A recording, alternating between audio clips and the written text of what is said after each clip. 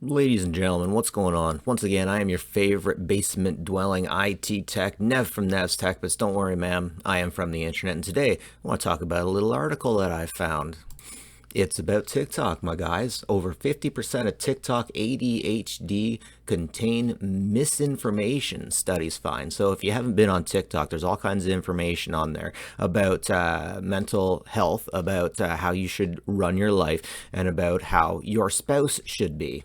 It seems that if you're on TikTok for a half an hour, you're going to find videos about certain things. ADHD seems to be a big one, but personally, I've noticed a lot of things about mental health, abuse, and narcissism being pushed by the platform. Misleading videos about ADHD are being widely disseminated on TikTok, studies find. So if you're really new to ADHD, one thing you don't know is that it is really it's over prescribed, it's over identified, and it has been for a long time. I mean, 20 years ago I remember sitting down with my wife and we agreed that it was getting over identified.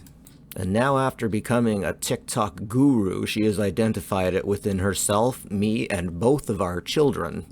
Sometimes I wonder if people being identified with it honestly just can't handle kids. I mean, kids aren't supposed to sit down in school. They're not supposed to sit down all the time. They're supposed to be outside running around, doing stupid things, climbing trees, playing in puddles, and all that kind of stuff.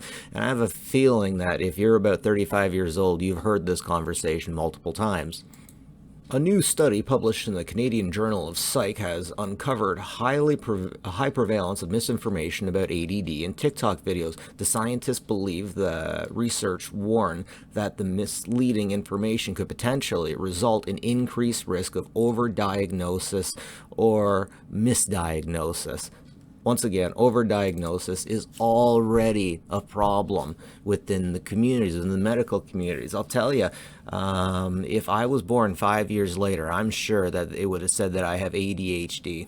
In the past 2 years, many doctors have noticed an increase in patients showing up to their offices wondering if they have ADHD, studies said.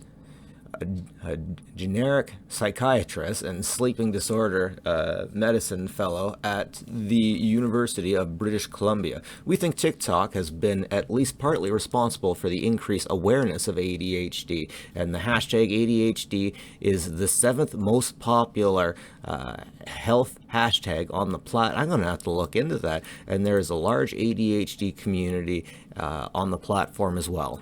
Now, I just want to take a second to mention that I myself have noticed this, and I myself have friends that are hands down, they absolutely 100% have ADHD, and there's no arguing about it. And when I've shown them some of these videos about ADHD, they're like, this isn't ADHD. This absolutely is not ADHD.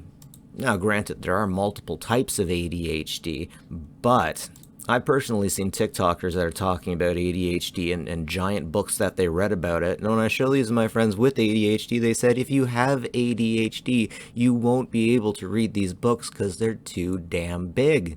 Now, this coincides with a concern that I have on TikTok with mental health things. TikTok at first was only about 30-second videos, and it later moved into being up to 1 minute, 3-minute videos. How much information can you honestly stuff in there?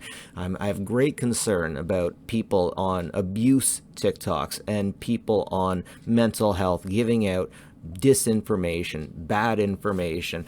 And when it comes to psychology, let's face it, it is a new art. We haven't figured out everything. Geez, just within the last 50 years, I think it was, we figured out that rats can laugh, and that's a really big deal. But in the overall picture, that really doesn't seem like such a giant deal. Most of the information that we have has come over the last 75 years, and it's not like it's something medical that we can just look at the body or dissect the body and figure out what's going on. Anyways, now I'm noticing that if you're on TikTok for a half hour and you're a new user, you're absolutely going to come across things about ADHD, mental health, abuse, and narcissism. And narcissism seems to be a really big thing because, let's face it, the internet loves a narcissist. Movies, TV love a good narcissist. And there is narcissism within everybody. But just because you have some narcissism doesn't mean that you have a narcissistic personality disorder. And it seems to be a lot of people don't seem to understand that. Now, I'm going to leave this article in the description, but it basically, anyways, my daughter just woke up, so I need to go give her a hug and get her cochlear implant on. But this definitely underlines some of the issues that I have with TikTok, and I think it's tearing some people and some families apart because of the misinformation that people aren't getting double checked by intelligent or people with credentials, and it's really got me concerned. And on really bad days, I get a little ignorant, and I think that TikTok and some other social medias, maybe all of them, are contributing part to the degradation of certain parts of society. But geez, maybe there are certain parts of society we need to shed. Maybe there's things that we need to shed in order to move forward. Maybe this is just the fertilizer of the awesome stuff that is going to come up next. But anyways, those are just my meandering thoughts. Please check out the link. I gotta go take care of my daughter. Have a good one, folks, and take care of each other.